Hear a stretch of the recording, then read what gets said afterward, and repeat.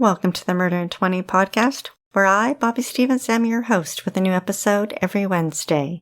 If you're a serious fan of true crime and love listening to podcasts but don't want all that small talk, you've come to the right place. We get right to the facts. Murder in 20 episodes are concise and complete in 20 minutes. Less talk and more true crime. Every episode is free on our website at murderin20.com, Apple Podcasts, Google Podcasts, Spotify, Stitcher, iHeartRadio, and YouTube. Also learn about upcoming episodes on Instagram, Twitter, and Facebook. To support Murder in 20, feel free to leave a 5-star review on any one of them, or all of them. We're not shy.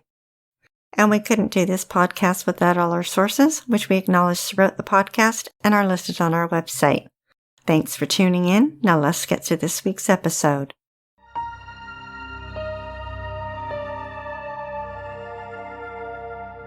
The Louisville High School football team was on its way to a Friday night game. Troy Kilpatrick was on the team and hopped onto the bus. There, he met 8-year-old Celeste Fronsman. Her grandmother was driving the bus to the game, and she tagged along for fun. Celeste's father Jim and her mother Debbie divorced just after she was born. The Newark Advocate wrote about Celeste and how growing up, she would have her girlfriends over, and they'd play with makeup and listen to music. She had a loud, booming voice and a laugh to match. She had fun with her younger sister Sarah, and every time she saw her grandparents, she would tell them she loved them. Celeste had a heart of gold and always thought of others. After high school, Troy and Celeste's lives would take them in separate directions. He joined the U.S. Air Force, and she moved 15 minutes away to Canton, Ohio, and became a bit of a wild child seeking good times, which dragged her into a world of petty crime, solicitation, and drugs. The local police knew her by name as she racked up charges for drug possession, prostitution, and motor vehicle theft. The Columbus Dispatch reported that her mugshots served as a yearbook of Celestes street life. Some days seem better than others. In one shot, she's barely able to hold up her head, her eyes unfocused, the bags under them deep and dark. In another picture, she stares at the camera, her long, thick hair thrown over her shoulder, as if she'd fixed it for the photographer. Her life changed for the better for a while when her daughter Jordan was born in 2003. But sadly, when she was only 2, she lost her to a lung condition. It hit Celeste hard. Then, in 2009, tragedy struck again, when her mother died. Celeste dealt with her grief by running towards drugs to ease her pain. Celeste met Katrina Culberson, who went by the name KC, when they were both prostitutes. The two smoked crack cocaine together and became friends. Then, eventually their relationship turned romantic. Casey encouraged Celeste's drug habit and was the dominant one. She was abusive and beat up Celeste whenever she did something that she didn't like. Casey used the internet to book jobs for herself, Celeste, and others, then used intimidation to take a cut of their pay. She was known to be violent, often beating the women, and they were afraid of her.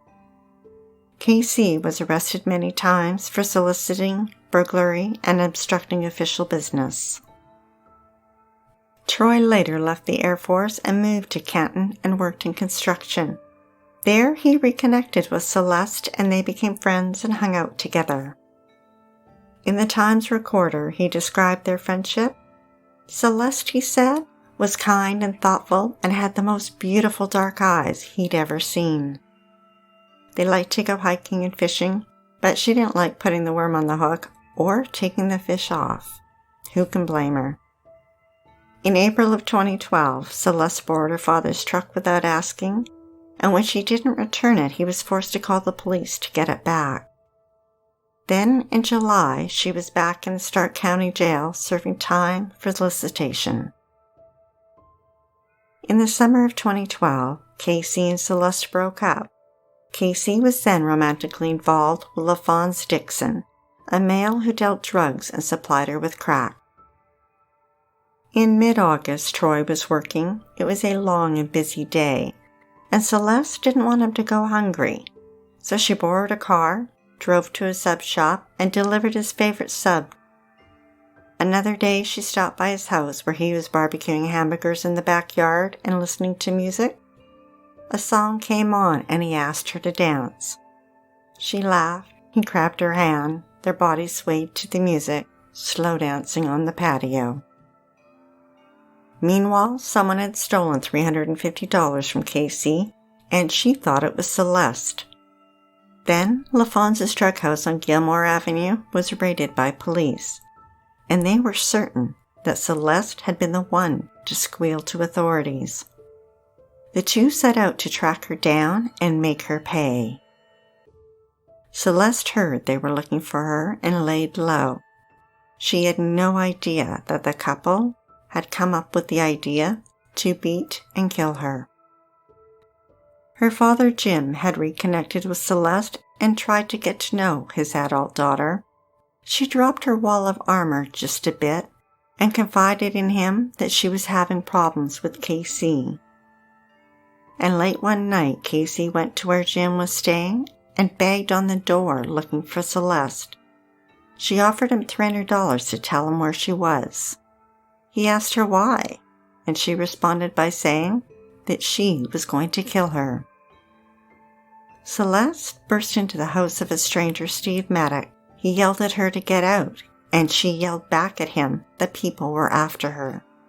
So he agreed to give her a ride. They hopped into his vehicle, and soon a van was following them. Celeste screamed as she crouched down and hid. Steve could see LaFonz and Casey and two other females.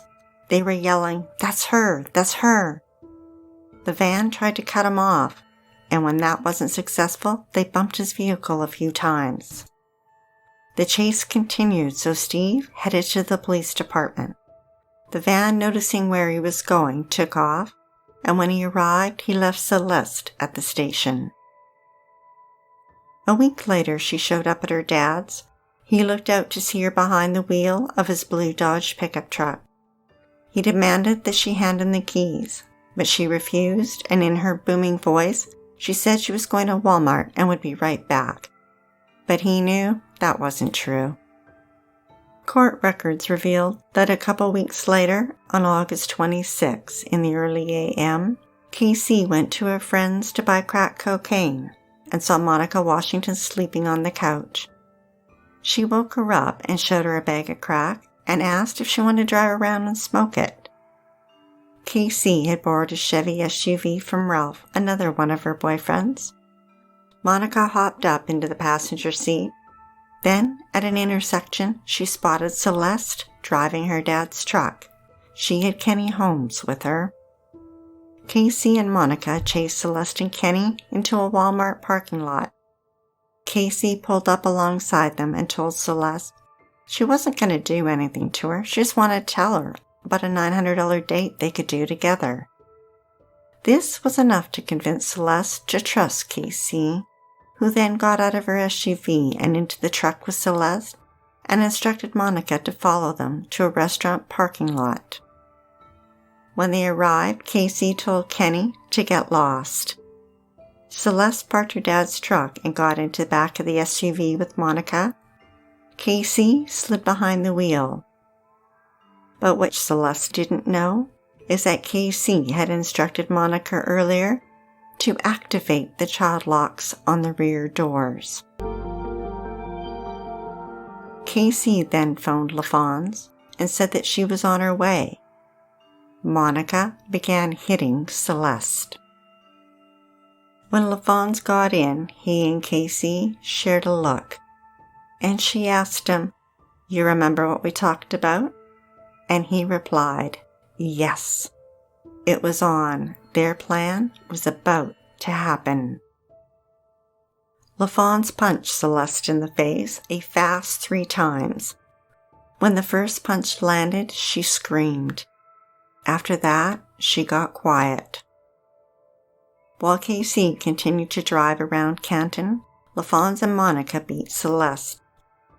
At 3:30 a.m., the SUV pulled up to Tammy Charlton's house.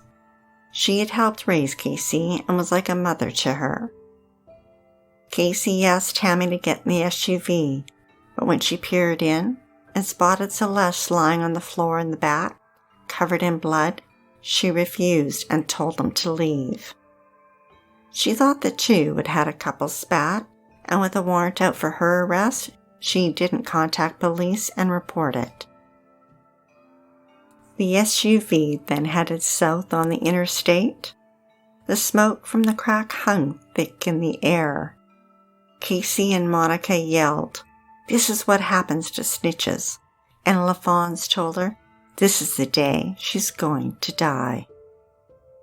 They used a black belt that they'd found in the vehicle and tried to tie Celeste's wrists, but when that didn't work, they used masking tape that they'd also found to bind her hands. They stopped twice for gas.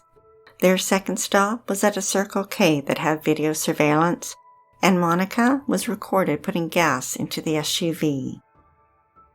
LaFawn stuffed napkins into Celeste's mouth to muffle her screams. At some point, Casey climbed into the back, and taking a screwdriver, she hit her several times with the handle.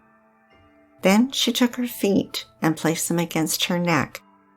Blood spurted out of her eye.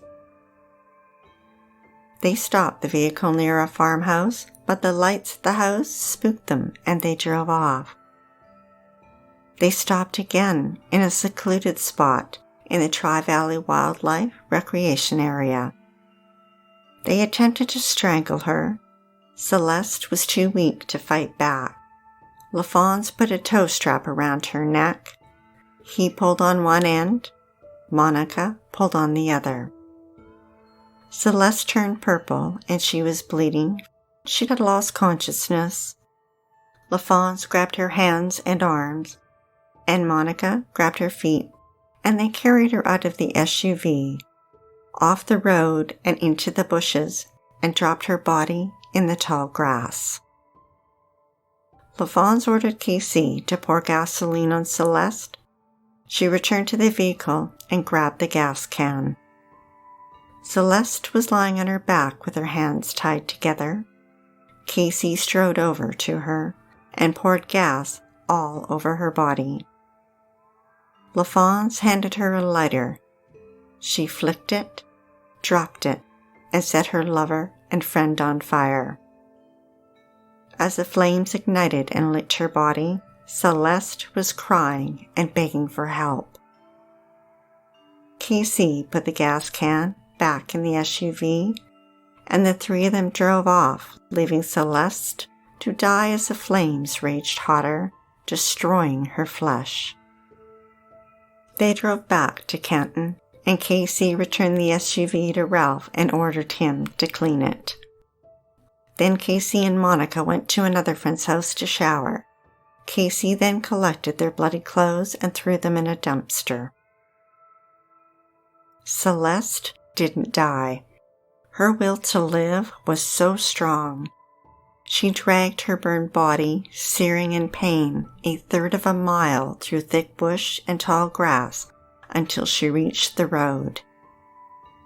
The Tribune reported that a man who wished to remain nameless was driving home to pick up his wife and family around 8:30 a.m. before heading to church. He was thinking what a beautiful Sunday morning it was. His truck crested a hill when he thought he spotted a deer. Celeste found the strength to rise up from the pavement. He slowed his truck down and she flung her naked body onto the hood. He saw that she was covered in burns from head to toe, and she was screaming, "Help me, they're trying to kill me." He called 911. As he opened the driver's door and was halfway out, she flung herself at him, crying out in agony. He caught her in his arms and picked her up. Her hair was gone, her skin was hanging off her body, some of it falling off. He gently laid her down in the grass. She grabbed his hand and wouldn't let go. He reassured her that he wouldn't leave. but he had to, just for a second, so he could grab a blanket and Gatorade out of his truck. He gently covered her with the blanket and held her head so she could take a sip. Celeste was gasping for air, and he noticed the toe strap wrapped around her neck that had burned into her flesh. He loosened it a bit to help her breathe, but he didn't completely remove it because he knew the police were going to need it for evidence. He did his best to comfort her while waiting for help. Court records reported that he asked her name, and even with her severe injuries, she willed herself to speak and say Celeste. And then he asked her, "Who did this to you?" And she replied, "Katrina Culberson, Fons Dixon, and Washington." He managed to write Casey's name down on a piece of paper and saved it for police. Celeste told him she knew she was going to be ugly now, and he told her she was beautiful, now and forever. Then the two prayed together. When the Adamsville Volunteer Fire Department and EMS arrived, they tried to put her on the stretcher, but when they reached for her, her skin slid off and they couldn't keep their hold on her. Celeste was a fighter. She wasn't ready to die. She picked herself up off the ground and put herself on the stretcher. She was flown by air ambulance to Wexner Medical Center at the Ohio State University in Columbus. Detective Todd Mull was on call that weekend for the Muskingum County Sheriff's Office. When he arrived at the hospital, he noticed the smell and said that if you've ever smelled burnt hair, multiply that by 1,000, and that's what the room smelled like. Almost 80% of her body had been burnt. He was hoping to talk to her, but she was unresponsive. Celeste had spoken her last words. Todd had only ever heard about 1, 2, and 3-degree burns. Now he learned that 4th-degree burns go deep down into the muscles and destroy their tissue, and 5th-degree burns reach down to the bone. Celeste had both. 4 hours after she had been found, Jim walked into the Canton police station and reported his truck missing. At that point, he had no idea what had happened to his daughter. He returned home and was sitting on the front porch when 2 policemen approached him. They told him Celeste had been set on fire and maybe had 48 hours left. Doctors were able to resuscitate Celeste while they waited for family members to arrive. There was nothing more they could do for her, and they knew that she would succumb to her injuries. Sarah sat by her sister's bedside, talking softly to her, telling her how much she was loved and wouldn't be in pain anymore. On Tuesday afternoon, Celeste took 2 quick deep breaths and passed away. At 29, she was a daughter, a sister, a friend, a mother, and a homicide victim.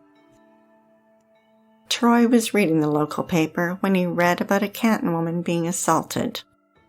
Then he saw posts on Facebook that the woman had been in her dad's truck, and he got a bad feeling.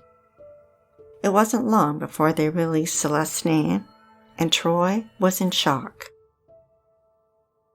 3 days after her death, Monica was arrested. The next day, LaFons, and the day after that, KC. All 3 were charged with 1 count of aggravated murder with 2 death specifications, 1 count of kidnapping, and 1 count of aggravated arson. Initially, Casey and Monica both pled not guilty, but later changed their pleas to guilty to avoid the death sentence and agreed to testify against LaFons. Casey was sentenced to life in prison without the chance of parole, in addition to 11 years for kidnapping. Monica was sentenced to life in prison with a chance for parole after she serves 25 years. LaFons pled not guilty. He professed his love for Casey, but insisted he hadn't been at the scene of the crime. He went to trial in September 2013. Both Casey and Monica took the stand and told what had happened that fateful day, and they both owned up to the part that they played. Monica told the jury that LaFons was not innocent, that he had been there, and that it was time for him to own up to what he had done. Prosecutor Michael Haddix showed Monica a photo of a black belt and asked her if she recognized it. She threw her head back, closed her eyes, and said yes. Celeste was tied up with that belt. LaFons was found guilty, but in an 11-1 vote, the jury was not in favor of the death penalty. A judge sentenced him to life in prison with no chance of parole. He appealed, but it was denied. Celeste's death had a profound effect on Troy. He went back to school and majored in criminal justice with a goal to work in the court system. And thanks to his posts on social media, the world hasn't forgotten his friend. A white wooden cross was erected at the roadside by the man who found Celeste. On it, he hung the blanket that he had covered her with, and in the earth below he planted purple and yellow flowers that dance in the wind. He said the flowers were to prove to Celeste that she was beautiful.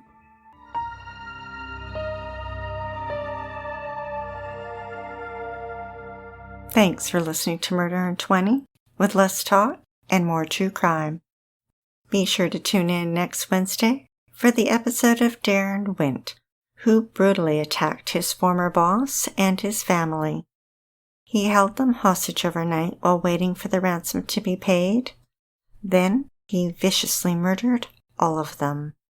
But his DNA was found in the most unlikely place. If you're dying to hear more, past episodes of Murder in 20 are available for free at murderin20.com, Apple Podcasts, Google Podcasts, Spotify, Stitcher, iHeartRadio, and YouTube. And every week we announce upcoming episodes on Instagram, Twitter, and Facebook. Until then, stay safe, sleep with the lights on, and don't play with strangers.